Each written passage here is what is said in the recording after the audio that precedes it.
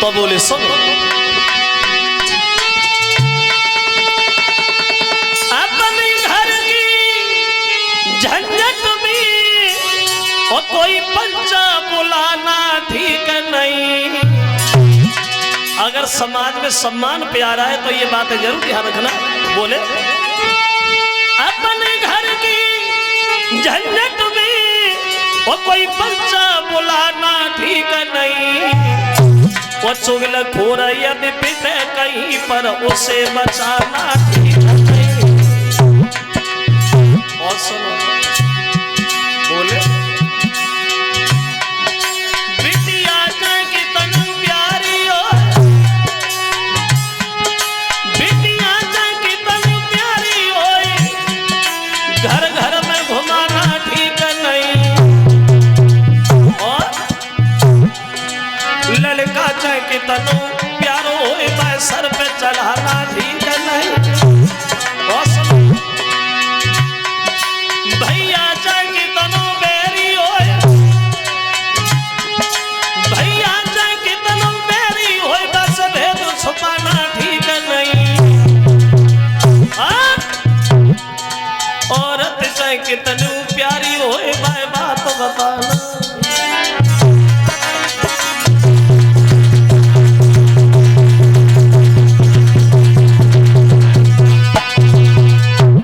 दिया है भैया चाहे कितना बैरी होए बात से भेद छुपाना ठीक नहीं। औरत चाहे कितने प्यारी होए बात बताना ठीक नहीं। क्यों?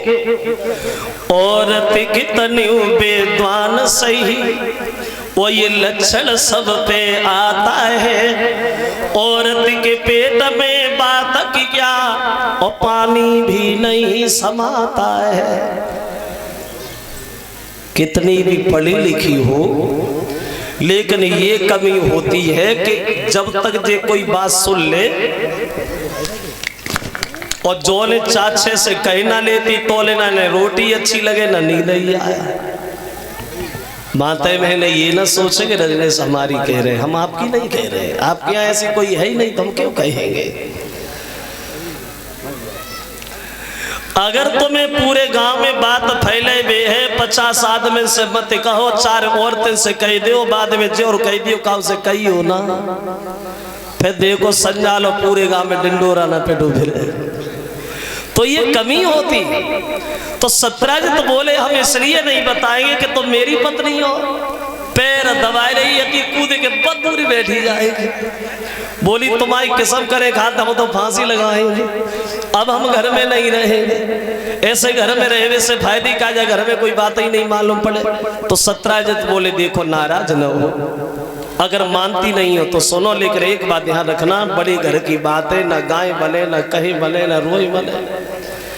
बोली बता हम तुम्हारी किस्म करे खाता मैं कहूँ का उसे ना कहीं तुम बता। कहने लगे कन्हैया ने प्रसेन को मार दिया, वो मड़ उससे छीन ली। जो जब बात कही तो रोन लगी, जो तो बहुत वो रो, तुम सोए जाओ तुम सोए जाओ। वे तो सोए गए, उन्हें पूरी रात नींद ही ना आई। करवटी बदलती रही, भगवान कब सवेर होए कब सवेर होए, सवेर हुई ना पावता से पहले एक बगल भाई घर में कूदी पड़ी। बोली देखते ही किस्म को से ऐसी आत्मा मिली, कोई बात छुपाई नहीं जाती। आज बड़ा मुसीबत से तो पूछ पाई है। कन्हैया ने प्रसेन को मार दिया, बड़े उससे छीन ली। हाय बब भागी बापई बगलवाई घर में घुस गई, बब भागी बापई बगलवाई घर में घुस गई। सुबह से शाम नहीं भाई, घर घर में चर्चा होने लगी, अन्याय कर रहा है द्वारिका का राजा जो प्रजा के लोगों का खून कर रहा है। कन्हैया ने सुना, सोचा हमें तो बिना मतलब में ही कलंक लग गया। अब प्रसेन का पता लगाने 1500 जमात साथ लिए चले वन में।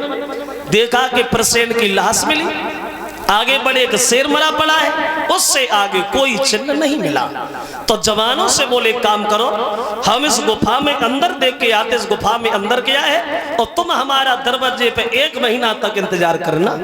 तो कन्हैया अंदर घुसे तो क्या देखा, गुफा का द्वार तो छोटा है लेकिन अंदर बहुत लंबा चौड़ा भवन बना है। देखा कन्हैया ने, अंदर था एक विशाल भवन और उसमें एक लड़की बड़ी भई। उस लड़की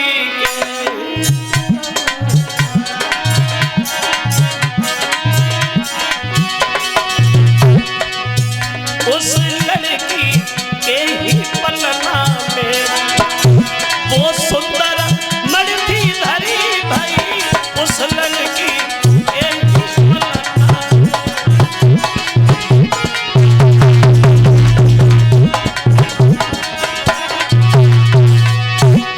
अब बताइए लड़की यकायक चीख पड़ी, कन्या की मैया रोने लगी।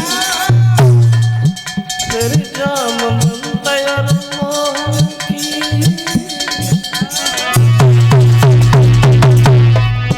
फिर जाम मंतर मोहन की माता पाई होने।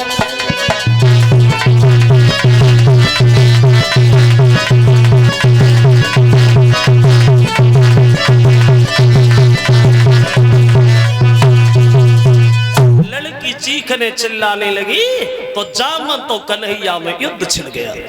तो ये युद्ध जामन तो कन्हैया में 1-2 दिन नहीं हुआ बल्कि 27 दिन लगातार चला। वहां जब कन्हैया ने जामंत के घूसा मारा तो जामंत को मूर्छा गई, बेहोश हो गए, गिर गए। होश आया तो पुराना ध्यान आ गया, कन्हैया के पैर पकड़ लिए।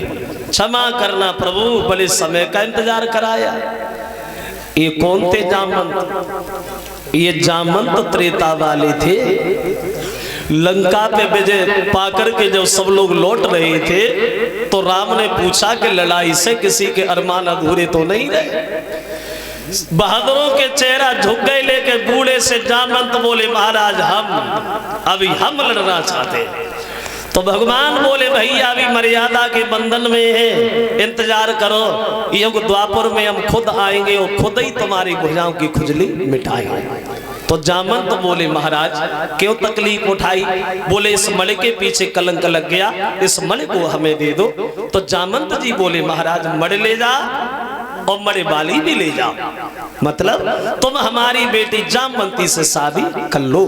तो दूसरा विवाह कन्हैया का हुआ है जामंत की लड़की जामवंती के साथ में। अब हुआ ऐसा, वो मणि ला के कन्हैया ने सत्राजित को दे दी।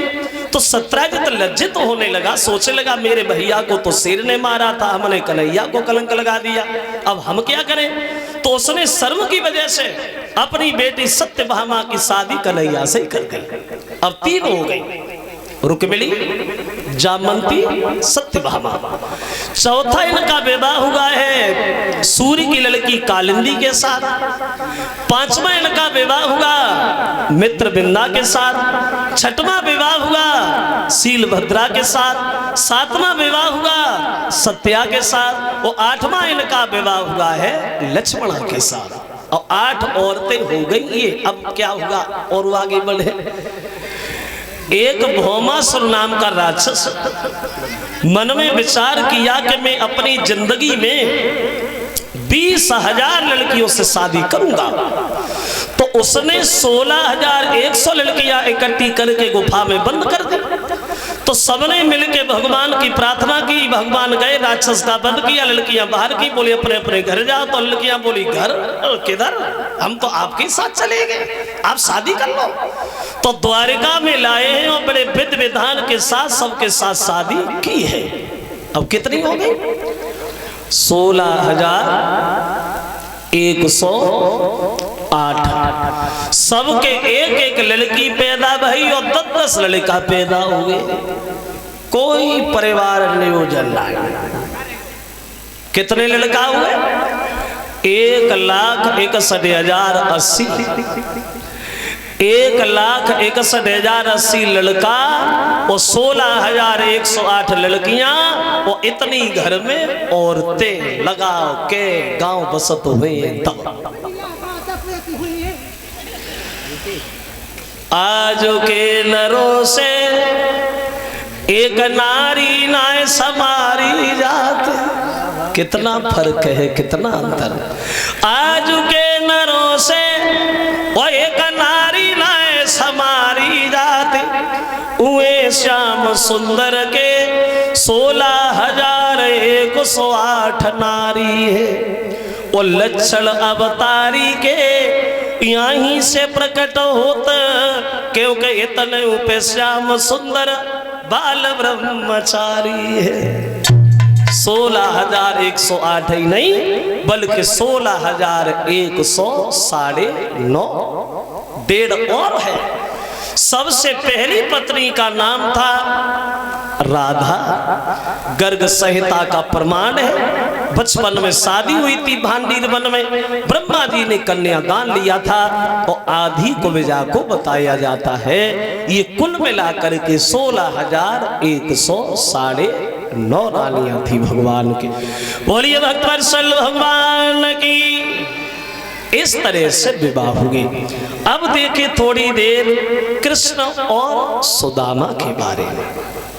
ये सुदामा कन्हैया के साथ गुरु सांदीपन जी के यहाँ बचपन में विद्या अध्ययन कर रहे थे, बड़े मित्र थे।